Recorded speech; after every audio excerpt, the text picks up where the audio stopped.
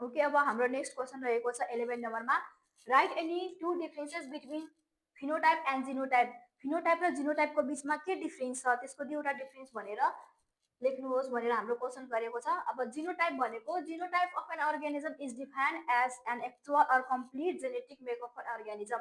Genotype organism भनेको एउटा यस्तो टाइपको अर्गानिजम हो जुन चाहिँ एउटा कम्प्लिटली अथवा एक्चुअली भनेको जिनबाट बनेको हुन्छ, त्यसलाई भनेको जिनोटाइप अर्गानिजम भनेर चिन्नुपर्छ। अब इट इज यसलाई के पनि भन्ने गरिन्छ, it also refers to the pair of alleles पनि भन्ने गरिन्छ, inheritance in an individual for a particular genes. जुन चाहिँ पेयर अफ एलिल्सबाट जुन प्यारेन्ट्सहरूमा रहेको हुन्छ, त्यो प्यारेन्ट्समा भएको डिएनएको थ्रुबाट भनेपछि क्यारेक्टरहरू ट्रान्सफर हुन्छ नि अफस्प्रिङमा, जिन एलिल्सहरूबाट, अनि त्यसपछि डिएनएहरूबाट, त्यो भनेको सबै जिनोटाइप अर्गानिजम र जिनोटाइप क्यारेक्टरले सो गर्छ। इक्जाम्पलमा हेर्ने भने हाम्रो डबल स्ट्रेन अफ भनेको डिएनएलाई चिन्नुपर्छ, यो चाहिँ के हो भनेपछि जिनोटाइप क्यारेक्टर हो। यो जुन प्यारेन्ट्स छ कन्ट्रास्टिङ प्यारेन्ट्स, त्यो भनेको प्यारेन्ट्सबाट अफस्प्रिङमा नेक्स्ट जेनेरेसनमा आउँदाखेरि प्यारेन्ट्समा भएको जुन क्यारेक्टरहरू हुन्छ अथवा बिहेभियर्सहरू हुन्छ, त्यो चाहिँ जिनको थ्रुबाट, एलिएसको थ्रुबाट अथवा डिएनएको थ्रुबाट ट्रान्सफर हुने जुन प्रोसेस हुन्छ, यो सबै हाम्रो जिनोटाइप क्यारेक्टरमा पर्छ। नेक्स्ट रहेको छ फिनोटाइप भनेको, यो बाहिरी रूपमा देख्ने जुन अफस्प्रिङ प्रोड्युस हुँदाखेरि जुन बाहिरी जुन जति पनि क्यारेक्टरहरू सो हुन्छ, बाहिरी पार्ट्सहरू, त्यो सबै भनेको फिनोटाइपमा पर्छ। अब जिनोटाइप भनेको यो चाहिँ हाम्रो भित्री इन्टरनल पार्टमा जुन देखा परेको डिएनए एलिसहरू सेलहरूको कारणले गर्दा हुन्छ चेन्ज, यो चाहिँ हाम्रो जिनोटाइपमा पर्छ। फिनोटाइप भनेको, phenotype refers to an individual's observation traits, जुन चाहिँ बाहिरको रूपमा इन्डिभिजुअल अब्जर्भेसन देखेर हेरेर जुन फाइन्ड हुन्छ क्यारेक्टरहरू ट्रेट्सहरू, त्यो चाहिँ हाम्रो फिनोटाइपमा पर्छ। सच एज भनेको हाइट, अब कोही पनि हेरेर भन्छ यो यति हाइट छ, यति फिटको हाइट छ, आइज कलर ब्राउन छ, येल्लो छ भनेर हामीले हेरेर अब्जर्भेसन गरेर थाहा पाउने क्यारेक्टर भनेको फिनोटाइपमा पर्छ। त्यसपछि ब्लड ग्रुप पनि हुन्छ, A blood group, B blood group, AB blood group, B positive, यसरी जुन हाम्रो बाहिरको जुन क्यारेक्टर हुन्छ त्यो भनेको फिनोटाइपभित्र पर्छ, ब्लड ग्रुपहरू भयो, हो त्यस्तो क्यारेक्टरहरू सो गर्छ भने ट्रेट्सहरू, त्यो चाहिँ हाम्रो फिनोटाइप भयो। त्यसपछि the person's phenotype is determined by both their genomic make of genotype and environmental factors. एउटा यस्तो पर्सन जुन चाहिँ फिनोटाइपिकली डिटरमाइन गर्छ, बोथ भनेको जिनोमिक मेकअप पनि बनाउने गर्छ, जस्तै जिनोटाइप पनि भन्ने गरिन्छ, तर इन्भाइरोमेन्टल फ्याक्टरले पनि त्यसको बिहेभियरमा चेन्ज हुन्छ भने नर्मल इन्भाइरोमेन्टल फ्याक्टरमा त्यो चाहिँ हाम्रो फिनोटाइप क्यारेक्टरभित्र पर्छ। अब इक्जाम्पल हेर्ने भने हेयर कलर, कसैको हेयर कलर कर्ली हुन्छ, कसैको हेयर भने कर्ली हुन्छ, कसैको स्ट्रेट पनि हुन सकिन्छ, कसैको हेयर चाहिँ ब्राउन कलरको हुन्छ, कसैको हेयर चाहिँ भनेको ब्ल्याक हुन्छ। यसरी जुन डिफ्रेन्ट एक्सटर्नल्ली भनेको अफस्प्रिङमा देखा पर्ने क्यारेक्टर हुन्छ, सबै कुनमा पर्छ, हाम्रो फिनोटाइप क्यारेक्टरमा पर्छ। जस्तै ब्लड ग्रुप हेर्नु भने, जस्तै कसैको ए ब्लड ग्रुप हुन्छ, कसैको बी ब्लड ग्रुप हुन्छ, कसैको एबी, कसैको ओ ब्लड ग्रुप हुन्छ। यो जति पनि हाम्रो बाहिर एक्सटर्नली रूपमा देख्ने क्यारेक्टर हुन्छ, सबै चाहिँ फिनोटाइपमा भित्र पर्छ।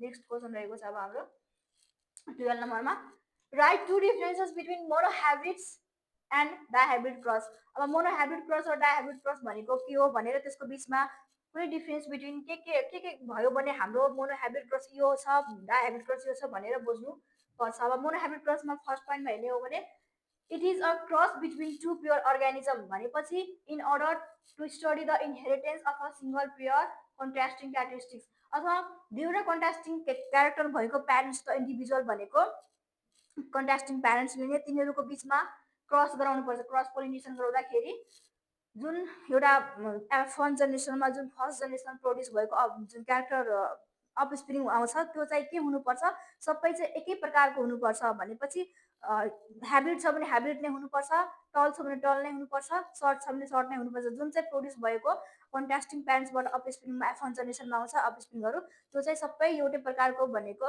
इनहेरिटेन्स अर्गानिजमहरू प्रोड्युस हुनुपर्छ भनेपछि ओन्ली वान, त्यसले के भन्छ, मोनोहाइब्रिड भनेर क्रस भन्ने गरिन्छ।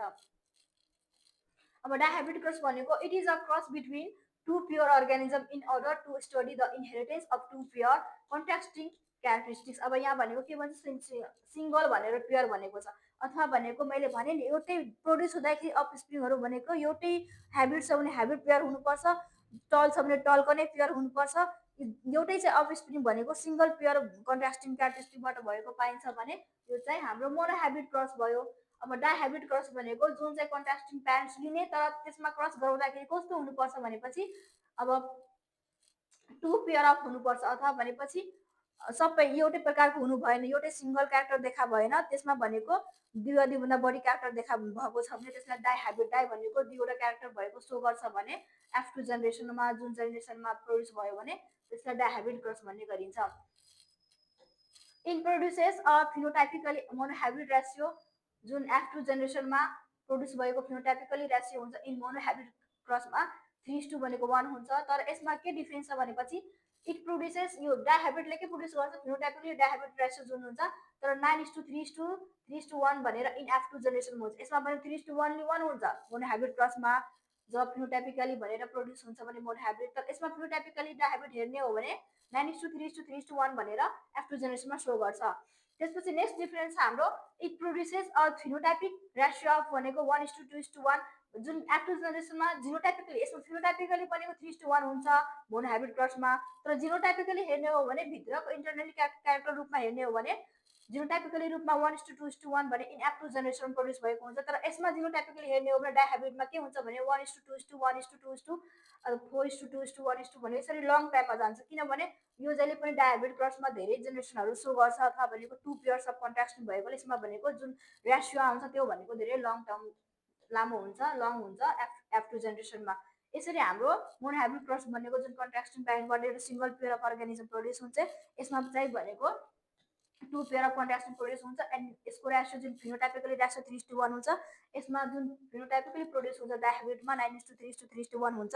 त्यसपछि अर्को जुन चाहिँ हाम्रो प्रड्युस हुने जिनोटाइपिकली प्रड्युस हुने भने 1:2:1 हुन्छ F2 जेनेरेसनमा। अर्को जुन चाहिँ 3 नम्बर फेरि प्रड्युस हुने फिनोटाइपिकली जुन हुन्छ 1:2:1:2 4:2:1:2 भनेर यसरी लास्टमा 1 लङ टाइममा हुन्छ, किनभने यसमा भनेको 2 पेयर अफ कन्ट्राक्सन क्यारेक्टर भएको यसमा रेसियो पनि धेरै प्रड्युस हुने चान्स हुन्छ डाइहाइब्रिड क्रसमा। नेक्स्ट क्वेसन रहेको छ अब हाम्रो सेक्सन नम्बर डीमा लङ क्वेसन यो भेरी इम्पोर्टेन्ट, किनभने यस्तै खालको क्वेसन सोध्ने गरिन्छ एक्जाममा जहिले पनि। यस्तो डायग्राम भएको क्वेसनहरू मोस्ट इम्पोर्टेन्ट हुन्छ। अब हामीलाई क्वेसन के दिएको छ भनेपछि